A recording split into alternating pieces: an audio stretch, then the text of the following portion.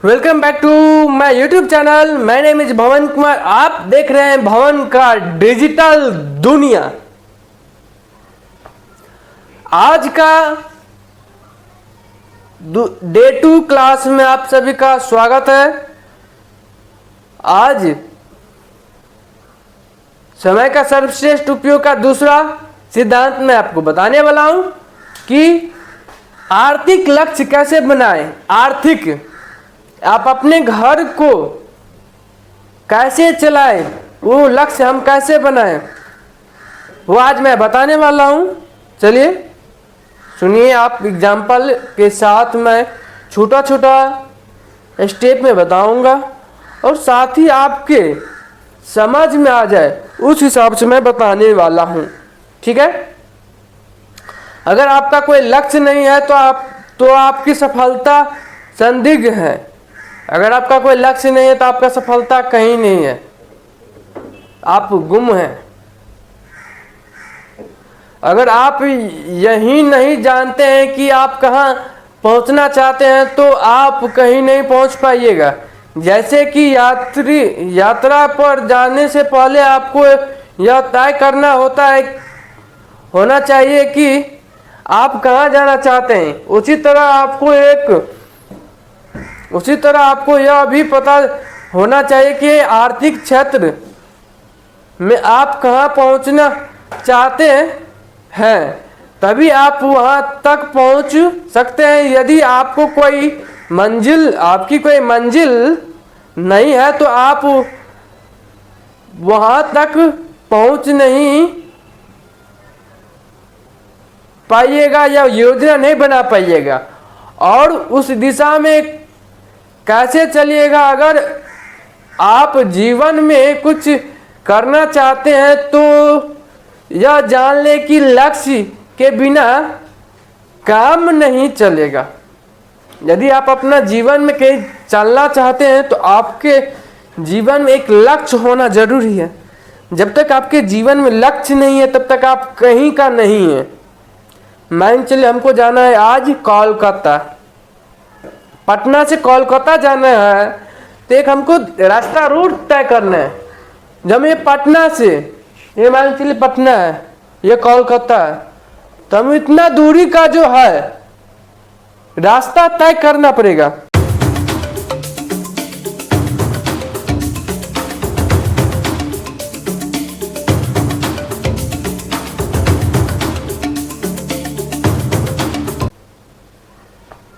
आज का day 2 class में आप सभी का स्वागत है। आज समय का सर्वश्रेष्ठ उपयोग का दूसरा सिद्धांत मैं आपको बताने वाला हूं कि आर्थिक लक्ष्य कैसे बनाएं। आर्थिक आप अपने घर को कैसे चलाएं, वो लक्ष्य हम कैसे बनाएं, वो आज मैं बताने वाला हूं। चलिए सुनिए, आप एग्जाम्पल के साथ मैं छोटा छोटा स्टेप में बताऊंगा और साथ ही आपके समझ में आ जाए उस हिसाब से मैं बताने वाला हूं। ठीक है। अगर आपका कोई लक्ष्य नहीं है तो आपकी सफलता संदिग्ध है। अगर आपका कोई लक्ष्य नहीं है तो आपका सफलता कहीं नहीं है, आप गुम हैं।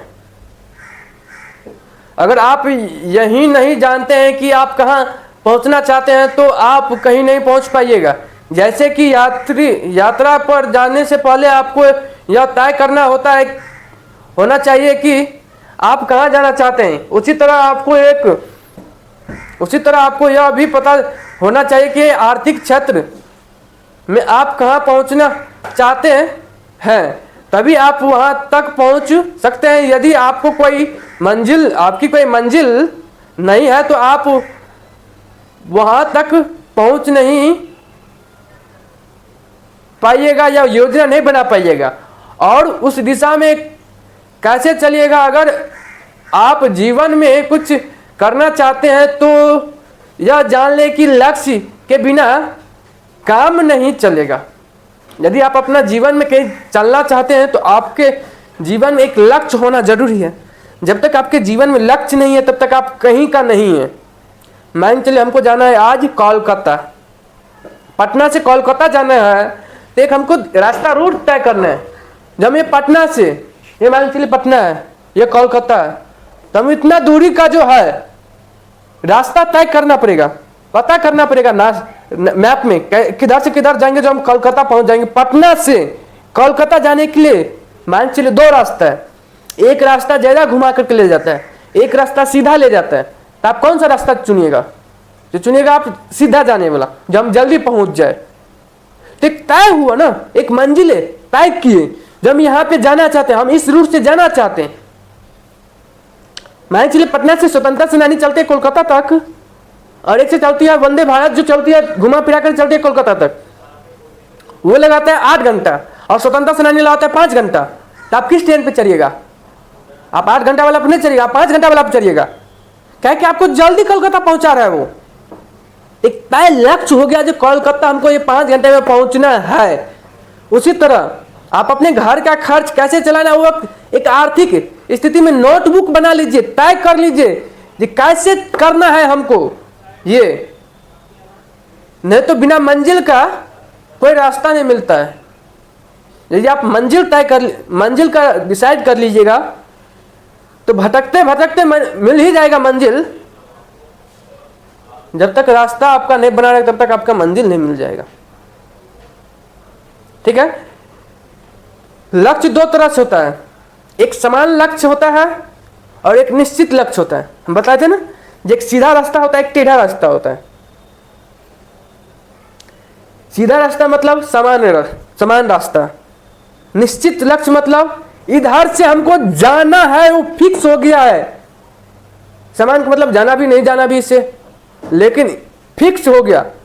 जो हमको पटना से यहां से इधर से सीधा हमको निकलना है, लेकिन समान इधर से ही चले जाएंगे तो निर्देश चले जाएंगे 3 घंटा, उससे कोई फर्क नहीं पड़ता है। लेकिन समान लक्ष्य इस प्रकार से होता है, मैं और ज्यादा मेहनत करूंगा, मैं अपनी कुशलता बढ़ाऊंगा, मैं अपनी योग्यता में वृद्धि करूंगा इत्यादि। दूसरी ओर स्पष्ट लक्ष्य इस प्रकार से होता है, मैं हर दिन 8 घंटे काम करूंगा, या मैं हर महीने 20,000 रुपया कमाऊंगा, या मैं हर सॉफ्टवेयर डिजाइनर का कोर्स करूंगा। स्पष्ट लक्ष्य वे होता है जिन्हें नापा या जांचा जा सकता हो।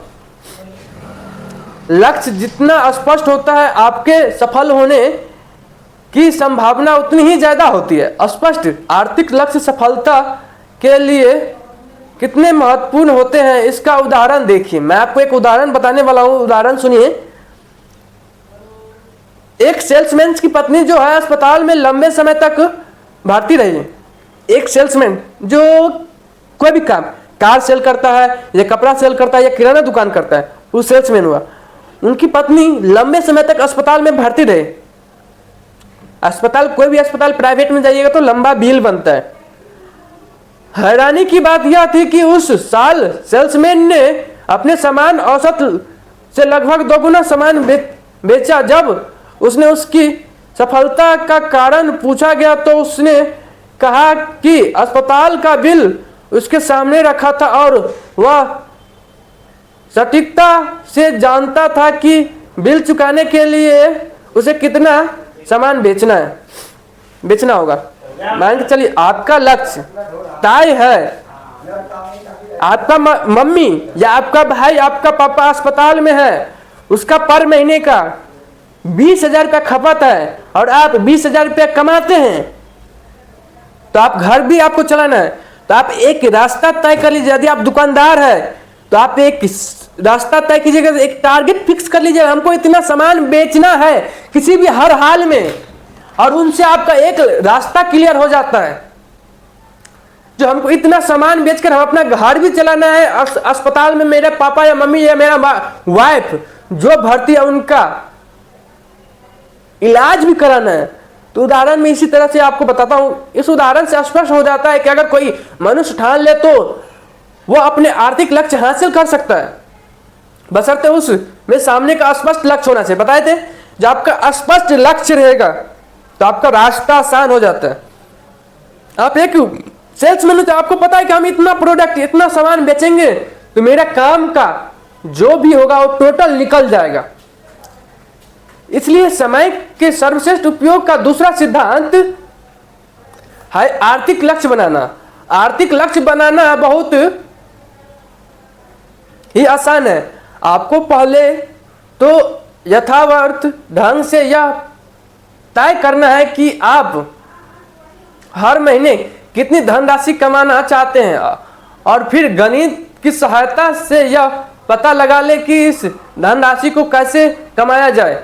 उदाहरण के लिए मैं बता दूं, अगर कोई दुकानदार हर महीने 10,000 रुपया कमाना चाहता है और उसे एक प्रोडक्ट बेचने पर 50 रुपया का लाभ होता है, तो उसे गणित के मैथ के अनुकूल उसे हर महीने 200 प्रोडक्ट बेचना पड़ेगा, तब वह 10,000 रुपया वह महीने में 25 दिन काम करता है। उसे हर महीने हर दिन 8 प्रोडक्ट बेचने होंगे।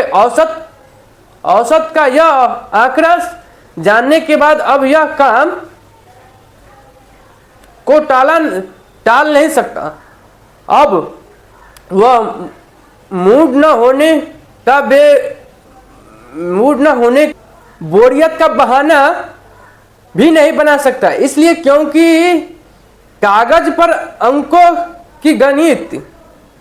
का गणित उसे बता रहा है कि अगर आप लक्ष्य प्राप्त करना है तो उसे हर महीने इतना का काम करना ही पड़ेगा। स्पष्ट लक्ष्य होने पर आपको हर पल पता रहता है कि आपके कितनी प्रगति कर रही है कि और यह संतोषजनक है या नहीं। उस पर ही उदाहरण में अगर दुकानदार शाम तक 8 प्रोडक्ट बेच लेता है तो वह जान जाएगा कि उसे आज का लक्ष्य पूरा कर लिया, परंतु 8 प्रोडक्ट नहीं बेचा तो उसे यह एहसास हो जाएगा कि मासिक लक्ष्य तक पहुंचने के लिए अगले दिन 8 से भी ज़्यादा प्रोडक्ट बेचने होंगे। आर्थिक लक्ष्य 20 मैच क्रिकेट मैच के लक्ष्य ही तरह होते हैं। बाद में खेलने वाली टीम जानती है कि उसका लक्ष्य क्या है और जीतने के लिए उसे हर ओवर में किस औसत से रन बनाना है। हर ओवर के बाद अपेक्षित औसत घटना बढ़ता रहा है, और यही मासिक या वार्षिक आर्थिक लक्ष्यों के बारे में भी सही है। आर्थिक लक्ष्य बनाना और उसके संदर्भ में आपकी प्रगति की जांच करते रहना बेहद जरूरी है, क्योंकि हम अक्सर इस बारे में भुलावे में रहते हैं। हमें लगता है कि हम बहुत मेहनत कर रहे हैं। हमें लगता है कि हम जितना कर रहे हैं उससे ज़्यादा नहीं कर सकते, लेकिन यह याद रखें, मेहनत का मतलब हमेशा सफल नहीं होता। सफलता पाने के लिए यह जरूरी है कि मेहनत सही दिशा में की जाए। आर्थिक विश्लेषण में हमें यह पता चल जाता है कि हम सही दिशा में मेहनत कर रहे हैं या नहीं। देखिए, महत्वपूर्ण बात यह नहीं है कि आपका इनपुट क्या है, महत्वपूर्ण बात यह है कि आपका आउटपुट क्या है। यानी महत्वपूर्ण बात यह नहीं है कि आप कितना मेहनत कर रहे हैं, बल्कि यह है कि आप कितने सफल हो रहे हैं।